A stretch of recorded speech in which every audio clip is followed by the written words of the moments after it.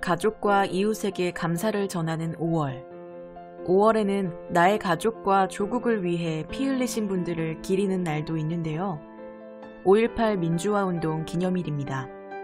1980년 5월로 돌아가 5.18 광주 민주화운동에 대해 알아봅니다. 1961년 5.16 군사정변으로 세워진 박정희 정권. 1979년 10월 26일 김재규의 총탄에 박정희가 사망합니다. 끝나지 않을 것 같던 공포의 유신 정권이 막을 내림에 따라 국민들 사이에서는 민주화를 열망하는 목소리가 터져나왔는데요. 일단 권한 대행이던 최규하가 임시 대통령직을 맡고 민주적으로 다음 선거를 실시할 것이라는 담화가 발표되면서 우리에게도 민주화의 꽃망울이 터지는 봄이 찾아오는 것 같았습니다. 그러나 희망도 잠시. 1979년 12월 12일 전두환과 노태우를 중심으로 한 하나회 세력이 쿠데타를 일으켜 군부를 장악하고 정치적인 실세로 등극합니다. 이 사건을 우리는 12.12 쿠데타 또는 12.12 사태라고 부릅니다. 이제 막 군사정권의 공포통치에서 벗어나 민주화에 대한 열기가 높았던 우리 국민들의 반발은 거셌습니다. 1980년 대학생들의 개강 이후 본격적으로 전국 각지에서 집회와 시위가 전개됩니다. 특히 광주에서는 전남대와 조선대 학생들을 중심으로 연일 집회가 열렸습니다. 소리를 높여 민주화를 외치던 광주의 대학생들은 1980년 5월 14일부터 광주 도심으로 영역을 넓혀 시민들과 함께 시위를 이어나갑니다. 자신들의 권력이 위협받을 것을 두려워한 신군부 세력은 5월 14일 도시 내부에 공수부대를 투입하여 시위대를 진압할 계획을 세웠고 5월 17일 저녁 전남 광주에 공수부대 투입 명령을 결정합니다. 동시에 전국에 비상계엄을 선포하였고 5월 18일 자정 무렵 대학생과 재야 인사 등 앞장서서 민주화의 목소리를 냈던 사람들을 연행하기 시작했습니다. 특히 민주화의 열기가 높았던 광주에는 그 진압의 정도가 매우 강했는데요. 신문사와 방송국 등 주요 기관에 군인들이 배치되었습니다. 진압의 과정이 외부로 새어나가지 않도록 철저히 봉쇄하고자 했던 것이죠. 5월 18일 오전 예정대로 전남대 정문에 대학생들이 집결하기 시작합니다.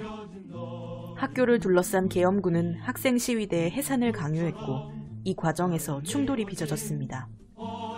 분노한 학생들은 시민들에게 달려가 계엄령이 확대되었고 그들이 어떤 만행을 벌이고 있는지 알리기 시작합니다. 시위대뿐 아니라 광주에 거주하는 일반 시민들에게까지 폭력적인 진압이 시작되었습니다. 광주는 점점 전쟁의 현장으로 변해갑니다. 계속해서 계엄군이 추가로 투입되었고 수많은 사상자가 발생했습니다.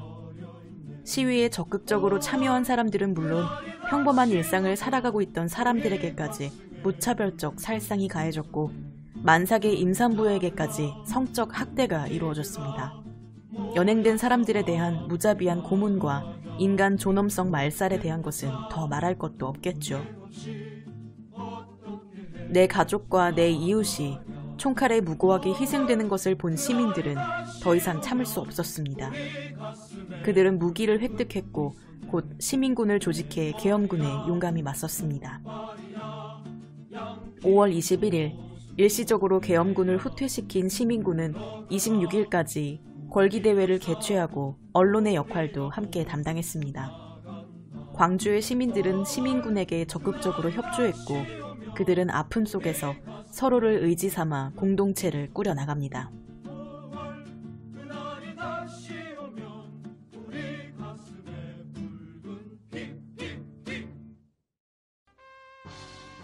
(5.18) 광주 민주항쟁은 1980년 5월 27일 계엄군이 전남도청을 다시 점령함으로써 막을 내렸지만 40년을 맞이한 지금도 여전히 진상규명과 책임자에 대한 처벌, 그리고 피해자들의 혼을 기리기 위한 움직임이 이어지고 있습니다. 오랜 기간 가해자들은 광주 시민들을 폭도로 지칭하며 오히려 국가를 수호하는 차원에서 반동 세력의 난을 진압한 것이라고 부정해왔는데요. 군인들의 총칼에 죽어간 사람들의 가족과 이웃, 많은 외신 기자들, 심지어 직접 진압 작전에 참여했던 사람들의 양심 고백, 진상조사위를 비롯한 10번의 과거사 조사 활동 등을 통해 많은 사실들이 세상에 드러났습니다. 가해자 세력이 꾸준히 주장해온 것 중 다른 하나는 시민군이 먼저 총칼과 무기로 무장하여 군경을 공격했다는 것인데요. 광주 민주화운동 진상조사 특별위원회의 조사 결과 5월 21일 자정 광주역 앞에서 최초의 집단 발포가 있었고, 날이 밝은 뒤엔 전남대 앞에서, 잠시 뒤엔 전남도청 앞에서 계엄군의 집단 발포가 있었음이 드러났습니다.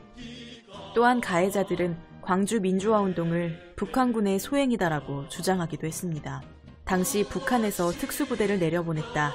주민들 사이에서 위장하고 생활하다가 작전을 펼친 것이다. 이런 터무니없는 이야기들을 주장하기도 했습니다.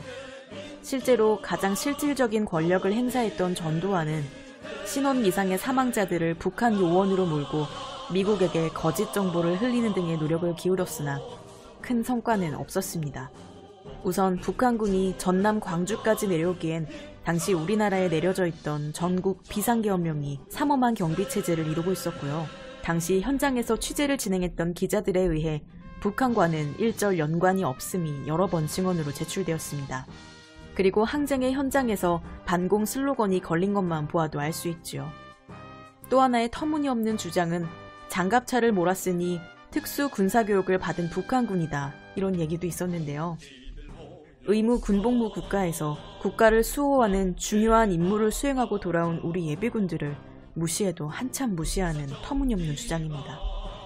이외에도 거의 SF 영화급에 달하는 여러 가지 주장들이 있지만 따로 소개하진 않겠습니다. 지금도 광주 금남로에 있는 건물들에 그날의 흔적이 남아 있습니다.